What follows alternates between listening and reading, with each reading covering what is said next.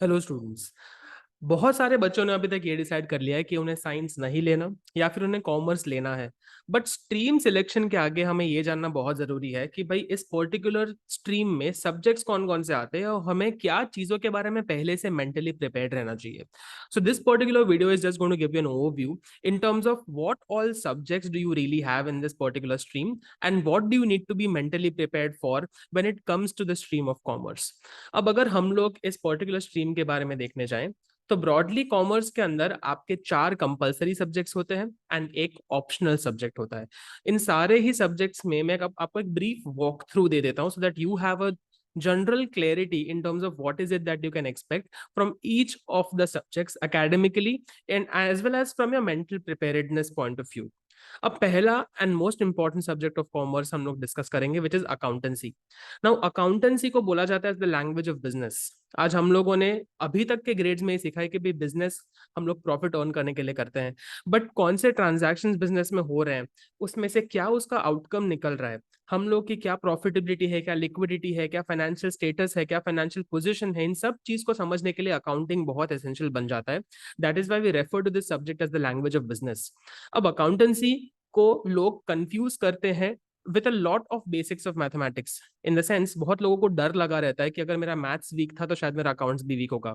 But trust me guys, अगर आप लोगों के मैथमेटिक्स के बेसिक फंडे like addition, subtraction, division and multiplication, अगर ये 4 चीजें आपको आती है, accountancy is going to be a cake walk for you. अब 11th का जो हमारा ग्रेड रहता है as far as accounts is concern is a very very crucial stage, क्योंकि इस स्टेज पे आपको सारे के सारे डेफिनेशन, सारे के सारे कॉन्सेप्ट्स एंड फंडामेंटल समझाए जाते हैं। इट्स अ सब्जेक्ट जो आप पहली बार सीख रहे हो, इसके अंदर कॉन्सेप्चुअल क्लैरिटी का होना बहुत ज्यादा जरूरी है। व्हेन यूर इन ग्रेड 11 आपके पहले 2 महीने ऑफ स्कूल सारे के सारे इंपॉर्टेंट थियोरेटिकल कॉन्सेप्ट्स को समझाने में ही निकल जाएंगे, बियॉन्ड विच आपका प्रैक्टिकल एप्लीकेशन शुरू होगा।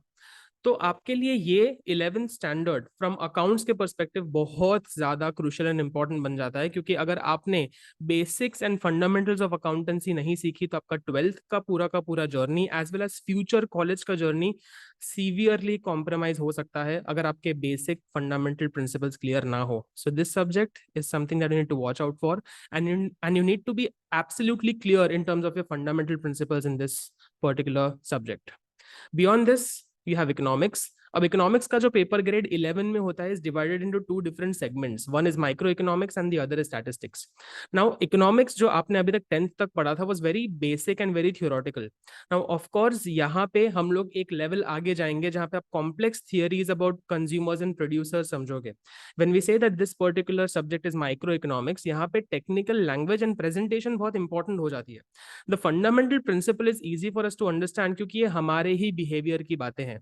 But when you put it down on a piece of paper, the keywords and the language that you need to understand becomes extremely important। अब यहाँ पे पहले और दूसरे चैप्टर के कुछ पार्ट्स छोड़ के पूरा का पूरा ये सब्जेक्ट आपके लिए नया है। सो आपने जो इकोनॉमिक्स का एक पर्सपेक्टिव बना रखा था all this while through grade 8, 9th and 10th, उसके कंपैरिजन में जो इकोनॉमिक्स आप 11th में सीखोगे वो सिग्निफिकेंटली डिफरेंट होगा। When we come to statistics, यहाँ पे आपका कैलकुलेशन, मेंटल मैथ्स का स्ट्रांग होना बहुत जरूरी है। व्हाई डू आई से मेंटल मैथ्स? क्योंकि सीबीएसई एक इकलौता बोर्ड है जो आपको 11th एंड 12th में कैलकुलेटर्स अलाउ नहीं करता। एज अ रिजल्ट आपको सारे कैलकुलेशन जो है वो मैन्युअली करने पड़ेंगे। But this is good in a way because आपके आगे जो कॉम्पिटिटिव एग्जाम्स होती है उन कॉम्पिटिटिव एग्जाम्स में भी आपको कैलसी यूज करना अलाउड नहीं होता। सो इट्स गुड दैट आपकी अभी से आदत बन रही है कि आप सारे कैलकुलेशन जो है वो मैन्युअली कर रहे हैं। आपकी मेंटल प्रिपेयर्डनेस पहले से हो रही है कि भाई मुझे किसी कैलकुलेटर पे डिपेंडेंट होकर अपने सम्स नहीं गिनने। अपार्ट फ्रॉम दैट, स्टैटिस्टिक्स में आपने 10th तक के जो कॉन्सेप्ट्स पढ़े थे उसी का कहीं ना कहीं एक एडवांस लेवल एप्लीकेशन होगा और 3 से 4 नए टॉपिक्स होंगे जो आप पहली बार पढ़ रहे होंगे। इकोनॉमिक्स में micro economics is a portion जो आपके लिए शायद सिग्निफिकेंटली डिफरेंट हो। Statistics is still going to be little bit familiar to what you already know in your junior grades. Beyond this हम तीसरे सब्जेक्ट पे आते हैं विच इज बिजनेस स्टडीज। अब बिजनेस स्टडीज की अगर हम बात करेंगे तो यहाँ पे बहुत सारी थियरी है। आज बिजनेस कौन से टाइप में होता है, उसको रजिस्टर कैसे किया जाता है, हर एक फॉर्म ऑफ बिजनेस के एडवांटेजेस डिसएडवांटेजेस क्या है। अब ये सब्जेक्ट जो है ये कंप्लीटली थियरी बेस्ड है।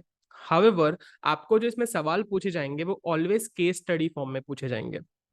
तो यहाँ पे बच्चे जो फंसते हैं वो कहाँ फंसते हैं कि भाई मुझे आइडेंटिफिकेशन करने में, एक्सप्लेनेशन करने में कौन से वर्ड्स यूज करने हैं, कौन से कीवर्ड्स के हिसाब से मुझे कॉम्पिटेंसी बेस्ड क्वेश्चंस को टारगेट करना है, उसकी प्रैक्टिस कंसिस्टेंटली होना जरूरी है। Because what happens is in school as well as in tuition most of the times आप ज्यादातर टाइम स्पेंड कर देते हो in just memorizing the keywords and understanding the concept and not spending enough time in terms of practice of important case studies, practice of important MCQs। और यही जगह पे आपको आंसर पता होने के बावजूद आप गलत आंसर्स लिख के आते हो एग्जाम में। तो ये subject is very fun, it's very practical, because आप अपने आसपास के जो बिजनेसेस देखते हैं उससे रिलेट कर पाओगे, उसके बेसिस पे ये पर्टिकुलर थियरी जो है उसको अंडरस्टैंड कर पाओगे। Beyond this, we have our favorite subject, English. It's going to be a very easy journey as far as grade 11 is concerned.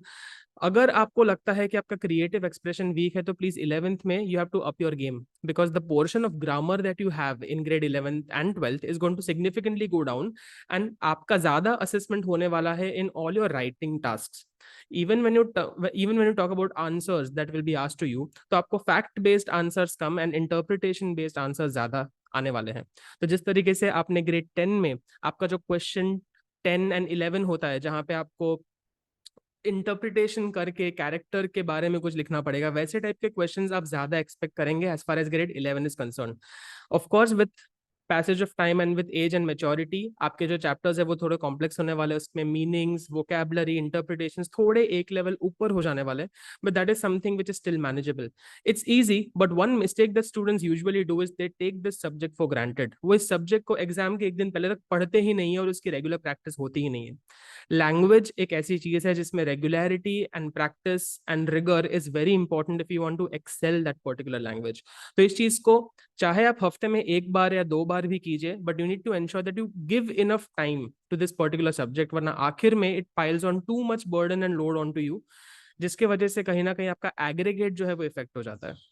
अब 4 कंपलसरी सब्जेक्ट्स के बारे में कवर करने के बाद let's talk about the optional subject जो आपकी 5वां सब्जेक्ट बनने वाला है।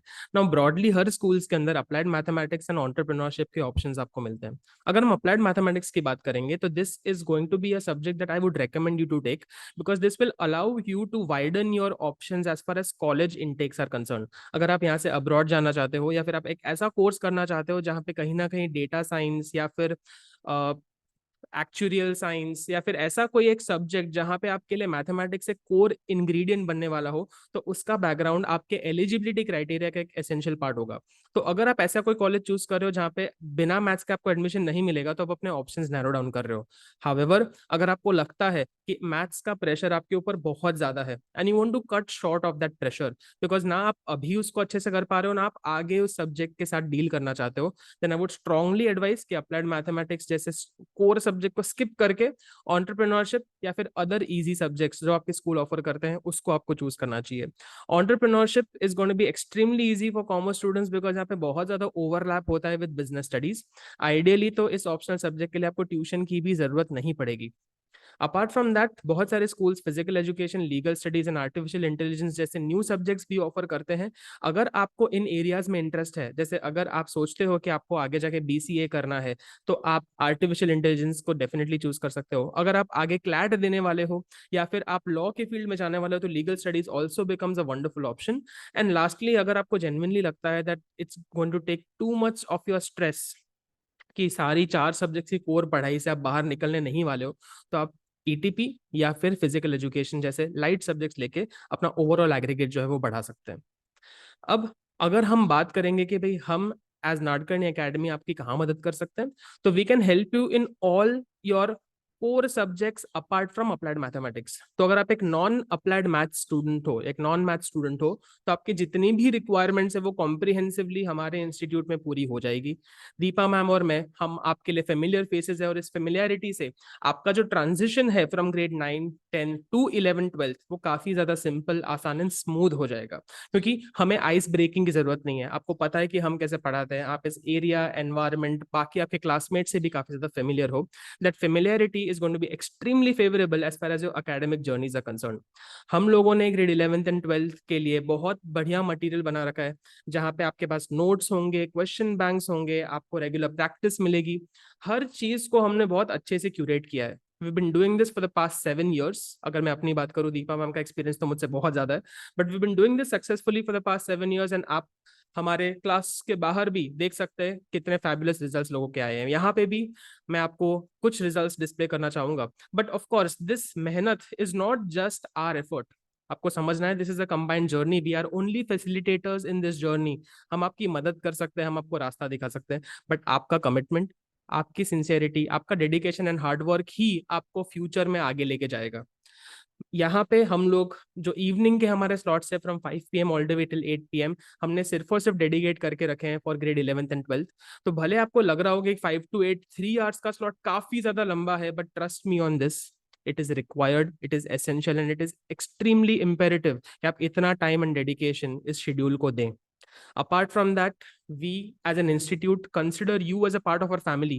तो जरूरी नहीं है कि सिर्फ आपके जब क्लासेस है तब आप यहाँ पे आए, आप उसके अलावा भी यहाँ पे एक्स्ट्रा आ सकते हैं, आफ्टर स्कूल यहाँ पे बैठ सकते हैं, सेल्फ स्टडी कर सकते हैं, कुछ डाउट्स हो तो हमसे पूछ सकते हैं. आई थिंक ये चीजें मुझे आपको एक्सप्लेन करने की बिल्कुल जरूरत नहीं है, because you are ours and we are yours. तो विदाउट वेस्टिंग मच टाइम, इधर तक इस चीज को समराइज करते हैं.